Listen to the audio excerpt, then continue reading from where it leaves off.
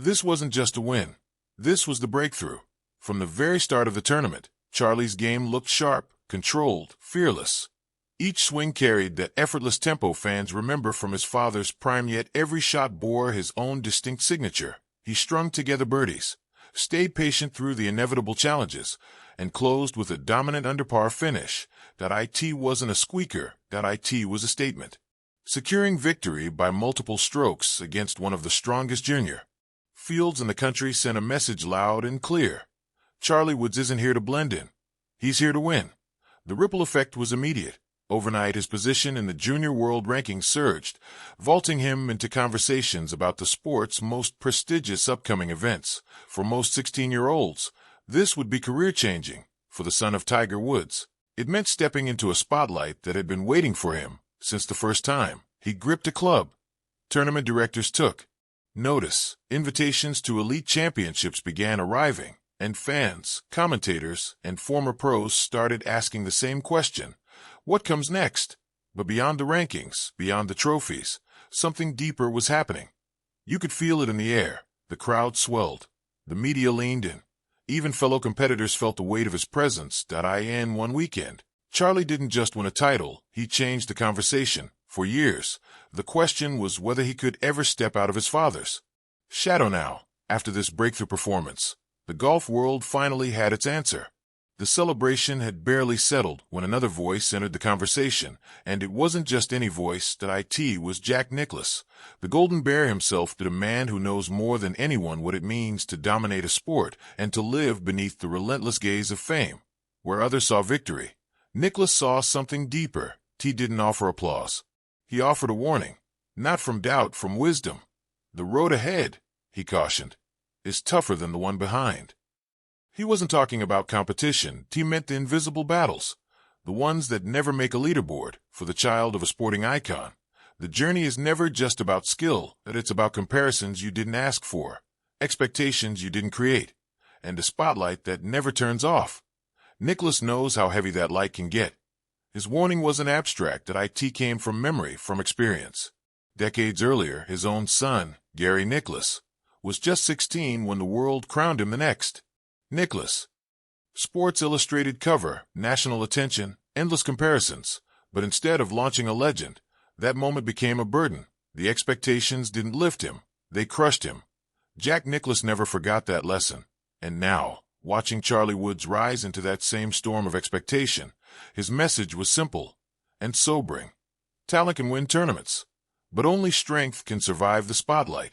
The pressure, the endless attention, the feeling that every swing is a test. For Gary Nicklaus, it became too much. The cameras, the headlines, the comparisons, they didn't fade. They multiplied. And eventually, the weight of expectation did what missed cuts never could. It broke his love for the grind. He stepped away from the game's spotlight. A quiet reminder that talent alone can't shield you from pressure. That's why Jack Nicklaus views Charlie Woods' rise with both admiration and concern. The victory proves his potential, but the attention, that's the danger. In today's world, every swing is broadcast, every moment dissected, every flaw magnified by millions of eyes online. When Gary faced the spotlight in the 80s, the media cycle had paused. A bad round faded by morning. But for Charlie, there are no pauses. The internet never blinks. Every highlight goes viral. Every stumble trends. Charlie's rise is undeniable. But so is the storm that follows it. Nicklaus's words weren't a warning of doom. They were a gift. A veteran's reminder that the path to greatness isn't just walked with skill, but with resilience. In golf, pressure is often invisible, but for Charlie Woods, it's impossible to ignore. Most juniors play in front of a few parents and friends. Charlie plays before a gallery of cameras, reporters, and fans, each waiting to see not if he'll succeed, but if he'll become the next Tiger Woods. That expectation doesn't trail behind him. It surrounds him. And in this era of endless exposure, the spotlight doesn't just shine, it burns. There was a time when the game gave players room to breathe, breaks between tournaments, days without headlines, moments of quiet. Not anymore. Today, the coverage never sleeps. Every shot, every glance, every gesture becomes content. Social media turns swings into viral clips, and opinions arrive faster than the next tee time. One perfect drive can trend worldwide in minutes. One missed putt can 2. There's nowhere to hide, and no time to grow in the shadows. Jack Nicklaus knows it. He said it plainly. This is a new battlefield. He praises Charlie's swing, his composure, his courage under pressure. But even he wonders, does any teenager truly understand the weight that's coming? Because this isn't just about hitting fairways, it's about navigating a world where the noise never stops, where criticism echoes louder than applause, where every success feeds the machine that magnifies the pressure. That Charlie's greatest challenge may not be golf, that it may be endurance. The more he wins, the bigger the headlines. The bigger the headlines, the heavier the spotlight. And in that endless loop, the question becomes not whether he can perform, but whether he can sustain. For Tiger Woods, this isn't just about raising a champion, that it's about raising his son. No one understands better how quickly the adoration of golf fans can turn to scrutiny, how easily the game that gives you everything can take it all away. He's lived it, that's why. Even in the afterglow of Charlie's victory, Tiger's message stays the same. Let him find his own way. Winning is important, but loving the game, that's essential. Tiger's role now is a balancing act. He's the mentor who's seen it all, and the father who refuses to let history repeat itself. Instead of chasing every event, he chooses carefully, picking tournaments that build confidence, not burnout. That it's not about the next headline, that it's about the next step. He shields Charlie from the chaos where he can. Media requests are filtered. Appearances are limited. The emphasis stays on craft, not fame, because Tiger knows greatness isn't built in the spotlight, it's built in the quiet, away from the noise, swing after swing, when no one's watching. For Tiger Woods, protecting his son from burnout is every bit as important as helping him shave strokes off his game. At the heart of their bond is a quiet understanding, one that's been built across years of shared fairways, long practice sessions, and silent walks between shots. That they've been a team since Charlie was barely tall enough to hold a club. Tiger led then, guiding, teaching, sheltering. But now the balance is shifting. Charlie is learning to lead his own way. It's a transition filled with pride and caution, and a father's hope that the lessons born from Tiger's hardest moments will become his son's greatest strengths. The victory that brought them here may be in the record books, but the real story was only beginning to unfold. The morning sun was just starting to burn through the haze above Valhalla Golf Club. The Kentucky air hung thick and heavy, charged with expectation. Charlie Woods stood in solo second after 3 brilliant rounds, calm on the outside, but carrying the quiet fire of someone chasing history. This was the final day of the U.S. Junior Ryder Cup qualifier. 2 automatic spots were on the line. 1 round to play. 1 dream within reach. All he had to do was hold his position. Simple on paper, impossible in reality, because golf doesn't care about predictions. It doesn't honor names or legacies. It only answers to the moment. For 3 straight days, Charlie had been electric, smooth off the tee, precise with his irons, fearless on the greens. Every birdie drew louder cheers. Every swing felt like confirmation that the future had arrived. Reporters whispered about inevitability. Fans penciled his name onto the Ryder Cup roster before the final putt had dropped. But golf has a way of humbling anyone who assumes the story is already written. The Junior PGA Championship isn't just another tournament. It's a crucible, a pressure cooker where potential meets reality, and only the calmest survive. Valhalla doesn't forgive mistakes. Its fairways are tight, its greens treacherous. The course doesn't just test your swing, it tests your soul. For Charlie Woods, all he needed was 18 more holes of composure. But golf rarely gives mercy. A bogey on 4, another on 6. That suddenly, the swing that had looked so effortless now felt tense. Then came the dagger, a double bogey on the back 9. The air seemed to drain from the crowd with every missed putt when Charlie walked off the 18th green with a 74, 3 over. The math was cruel. Solo second had turned into a tie for 9th, and just like that, the automatic Ryder Cup ticket slipped away. Could momentum that strong really disappear in a single round? At Valhalla, it just did miles away. In more ways than one, Miles Russell was watching a very different story unfold. While Charlie stumbled, Russell's steady season delivered exactly what it promised. Already leading the AJGA points list, he didn't need drama, that he needed consistency. And that's exactly what he gave. His place on the U.S. Junior Ryder Cup team was secure the moment Woods faltered. Russell's quiet smile in the post-round photos said everything. While one dream took a hit, Another took flight. But this wasn't the end of Charlie's story. That it was the beginning of his fight.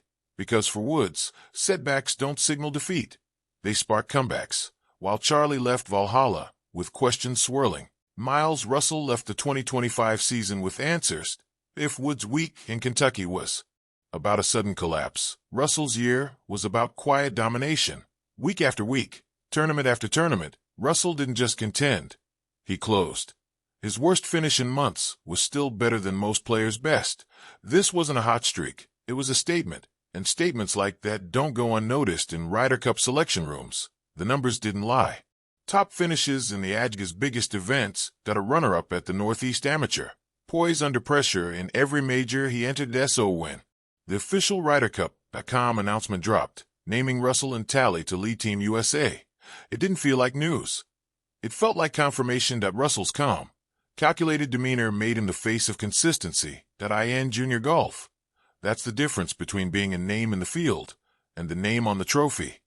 But every crown comes with a target. As co-leader with Talley, Russell suddenly had more eyes and more pressure than ever. The media hailed them as the future of American golf. A new generation ready to restore dominance to the stars and stripes. For Russell, it meant respect. For Woods, it meant the bar had just been raised. To earn a captain's pick now. Charlie couldn't just play well. He had to outplay the best. And ironically, the man setting that bar might be the same one pushing him higher. Golf history is full of sure things undone by a single inspired run, by a player with nothing left to lose. That Woods' road had just gotten steeper.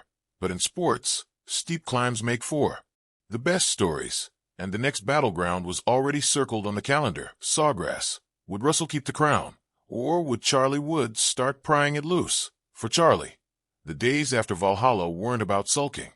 They were about sharpening weapons. Missing the automatic Ryder Cup spot could have defined his season, but instead, it became fuel. Close friends say he was back at the range within 48 hours, grinding until the last rays of daylight disappeared. This wasn't just about fixing a swing or fine-tuning a putting stroke. That was about something deeper, proving he belonged. It wasn't just about fixing mechanics anymore. That was about proving something to himself and to everyone else. That Kentucky wasn't the rule. It was the exception. Redemption wasn't a concept. That was a deadline, and the clock was already ticking. Would he hit zero before the Ryder Cup roster locked? That countdown had a name. The Junior Players Championship at TPC Sawgrass, the same stage where junior golf careers are either made or erased, with its island greens, swirling winds, and unforgiving sidelines. Sawgrass doesn't allow passengers. You either command the course, or it swallows you whole. And this time, the stakes couldn't be higher. It was one of the final chances to impress the U.S. Junior Ryder Cup selectors. For Charlie Woods, this wasn't just another tournament. It was a trial. Every hole, every swing, every fist pump would be judged in the shadow of the Ryder Cup conversation. Could he turn a Florida fairway into his personal courtroom? And here's where the drama tightened. Miles Russell would be there, too. Same fairways, same pin positions, same crowd. The only difference, one of them was already wearing the unofficial captain's crown. The other was fighting just to earn his seat at the table. This wasn't just a leaderboard battle. It was a storyline war. If Woods could outplay Russell here, he wouldn't just climb the rankings, he'd rewrite the narrative. Maybe the uncontested leader wasn't so uncontested after all. Could 1 week at Sawgrass undo months of dominance? The stakes couldn't be clearer. For Woods, this wasn't about money, trophies, or bragging rights. It was about changing the conversation, flipping it from Russell's team to who's really leading this team.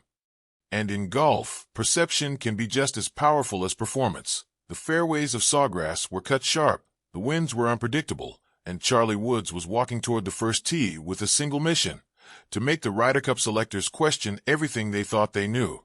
The opening tee shot was coming. The only question was, whose story would it start? Strip away the headlines, the highlight reels, and the social media noise, and golf still comes down to one thing: cold, unforgiving numbers. That on paper, Charlie Woods' 2025 season reads like a lightning storm. Moments of pure brilliance. His breakthrough victory at the AE Team TaylorMade Invitational, a pair of back-to-back 60 SXS that launched him into second at the Junior PGA Championship. Before that heartbreaking stumble, these were the peaks that turned heads. but between them were valleys, long stretches where the scoreboard told a different story. The pattern was clear. Charlie could catch lightning. But could he bottle it?